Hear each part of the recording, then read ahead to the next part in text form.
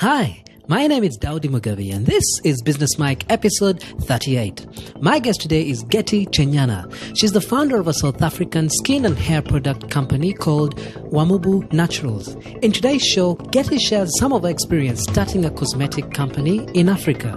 All this and more next on Business Mike.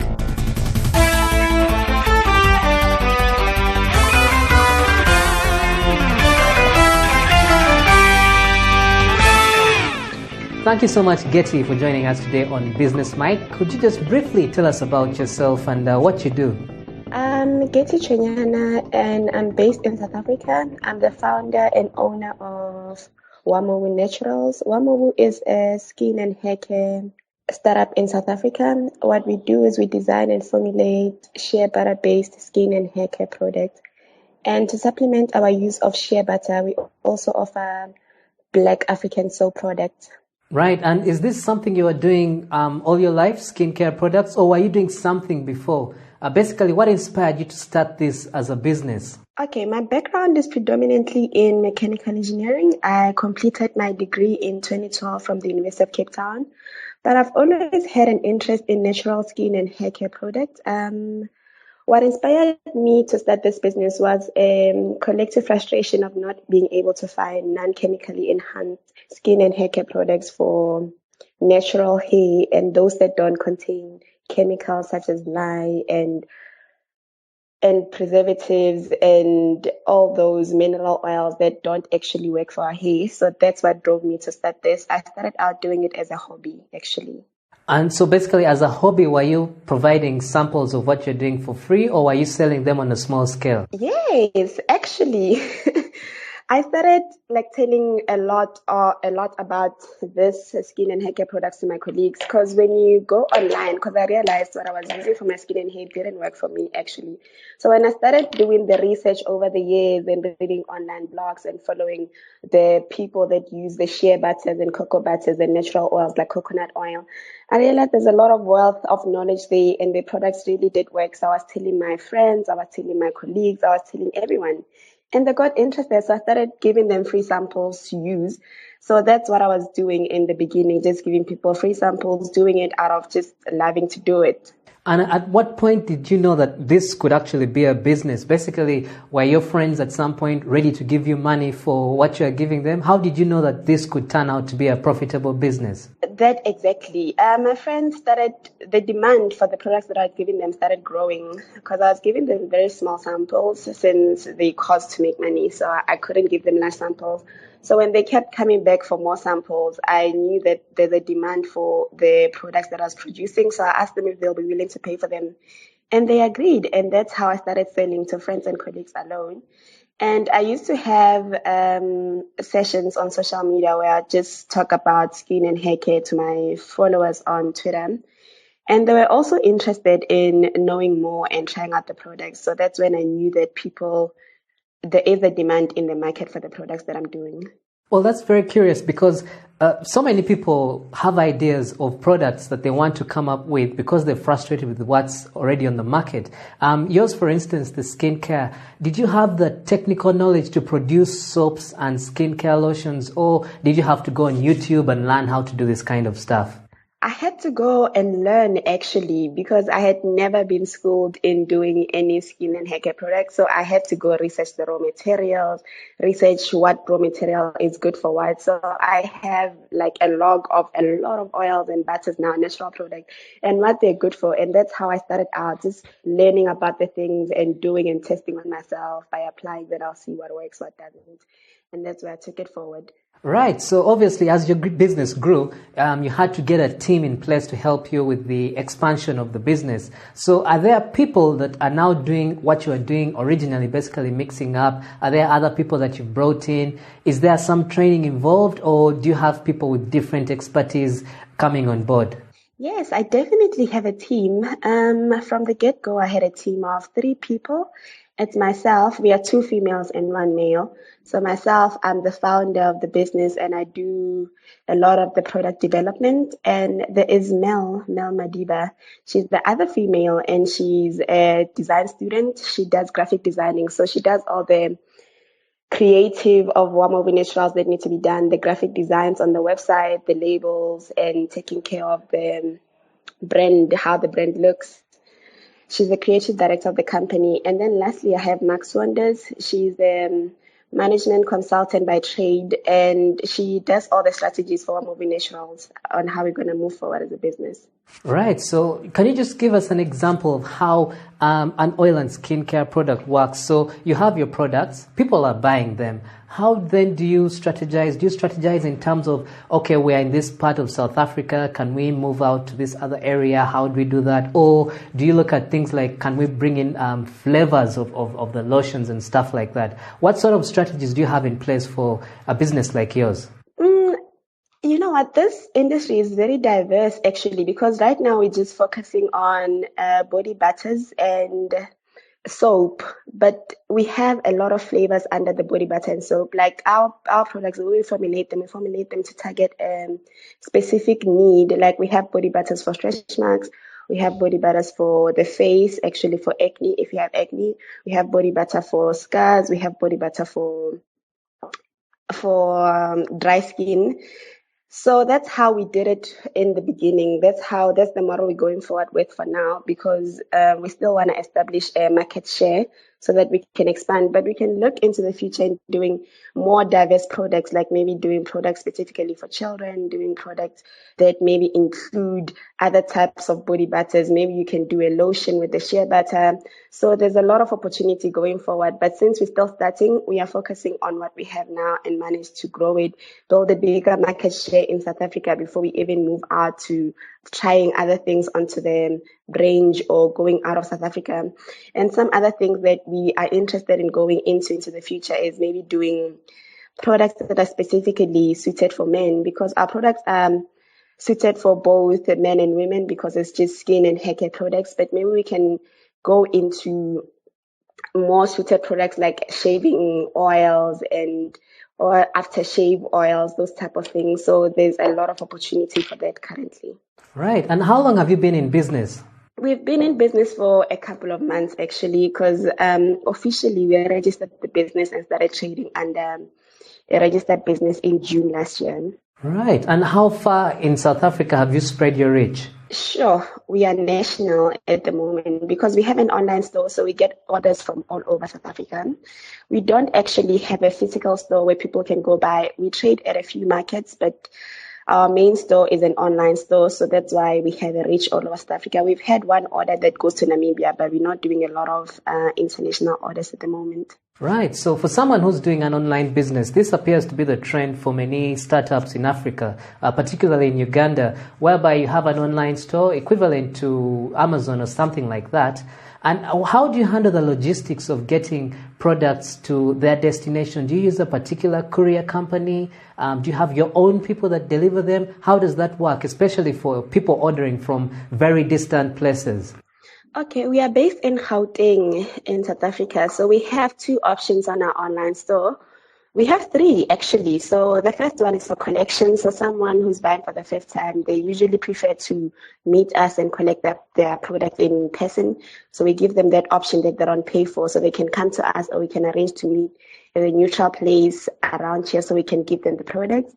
And the second one, we have a local courier, which is a registered courier company that we open an account with. So they handled all our couriering for the business. So they would pick up the products from us and deliver it to the people from around. And we have a national courier. It's the same company. So they also pick up products from us and courier them nationally wherever we want in South Africa. Right. Now, obviously, you mentioned that when you started your business, you got the word out by talking to friends and colleagues. And at the moment, your business has grown. So how are you doing your marketing right now? Because all your friends and family know about it. What about those people that don't know about you? How are you getting to them? For now, we are doing a lot of social media campaigns. Like on social media, there's a lot of reach that you can gain from advertising on social media, and it doesn't cost that much. So that's what we've basically been using, spreading the word on social media, getting friends of friends on social media to spread the word for us. But what the other things that we have in the pipeline that we did one of them currently, and we gonna do looking forward is to make sure that we get into blogs online, like natural hair bloggers and natural skincare product bloggers, like make sure we featured on their online so that we can reach their audiences and maybe go to hard copy magazines and offer that they might test our products and write reviews. So that's how we're planning to go forward with the business and getting the word out there. Right. And what advice would you give anyone who wants to get into this particular industry? Anything you've experienced from your history at the company? I would say they should focus on their customers, because their customers is the main pillar of this industry, since we are selling consumer goods. So it's good to have a good product. Like, they should absolutely have a good product, a product that works, but they should focus on their customer and can make sure that their customer is happy at the end of the day. Right. So can you just give us an example? So, for instance, you've put out a product, someone's bought it. What kind of feedback do you get, and how do you maybe work with that feedback to make the product better? We have on our online store a section where someone can submit a testimonial, but we noticed that over time, a lot of people were not submitting on that thing. So we sat and asked ourselves, why is it like that? Because a lot of people are willing to tell us on social media and via SMSs and WhatsApp that they like the product. So we realized that actually going onto the website and filling in that contact form might be tedious. So we just ask people to maybe submit it on social media if they do want to do that. And that's where we've been getting a lot of our feedback.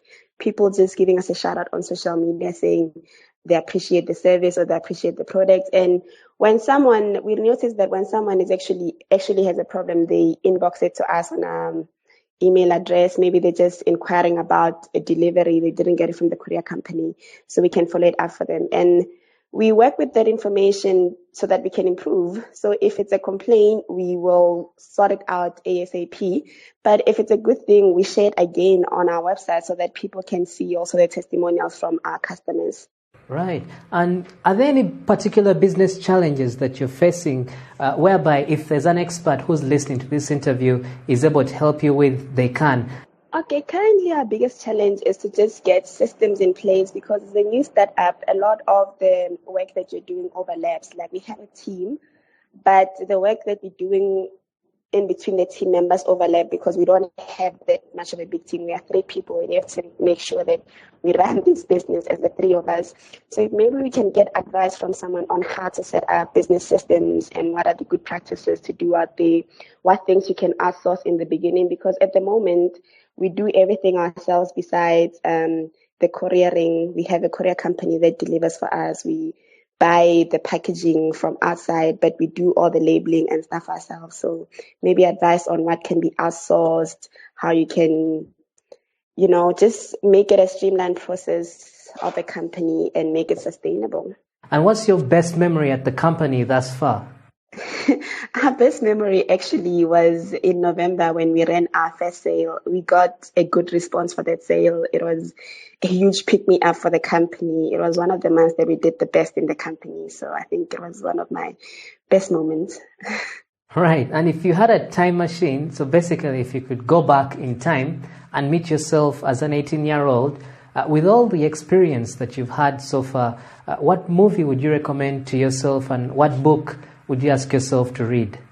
Oh, actually, I recently read The Alchemist. It's about following your dreams by Paulo Coelho, and I think that's a very good book. I actually thought to myself, I wish I had read this book in high school, because it would have shaped or guided a lot of the decisions that I made in the coming years. So that book is very good, The Alchemist by Paulo Coelho. And a movie, sure, I'm not a big movie person. Yeah, I'm not really a big movie person. So I don't actually know which one I'd recommend. Okay, but it's interesting that you recommended The Alchemist, because up until this point I've done 38 interviews, and the first time The Alchemist was recommended was last week's interview. That's the first time it was recommended, and then this interview as well. It's the second time, 2 times in a row, the same book has been recommended. So I'm definitely going to read that book immediately. Yes, it's a good one. Well, thank you so much for being on the show. And can you let people know how to reach you at Oamobu Naturals on social media or a website? Okay, the easiest one to get hold of us and to view what we do is on our online store, and they can access us on our online store by this web address, www.oamobu.co.za. So Oamobu is spelled OAMOBU.co.za. And all our contact details are there. You can send us an email through the website to info@oamobu.co.za. The links to our social media are also on the website. We are on Twitter, Facebook, and Instagram.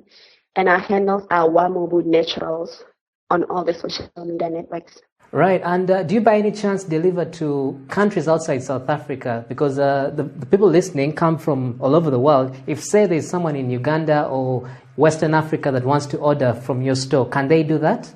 And we haven't yet shipped to countries that are not in the SADC region. So if there's an order in the SADC region, we can deal with it on a personal basis, on a special basis, because we can ship it via the post office. But if it's from Uganda and the other countries, we'll have to assess and see if we can meet those logistics. So I'd say that before they place an order, they should actually contact us on the info@oamobu.co.za. Then we can see what we can do about that order. Okay, no problem. Thanks a lot, Getty. And if anyone wants to get all the information that we've had on this particular show, you can find that on businessmike.com/Oamobu. Thanks again, Getty, for coming onto the show, and we wish you the very best with Oamobu Naturals, and a happy 2016. Thank you very much, Dowdy. Thank you for having me on the show. Thank you so much for listening to Business Mike today. And if you'd like to listen to more episodes just like this one, simply go to businessmike.com. I would love to hear from you. So if you've got any questions or suggestions about the show, simply drop me an email at dowdy@businessmike.com. Thanks again for listening, and until next Monday, take care.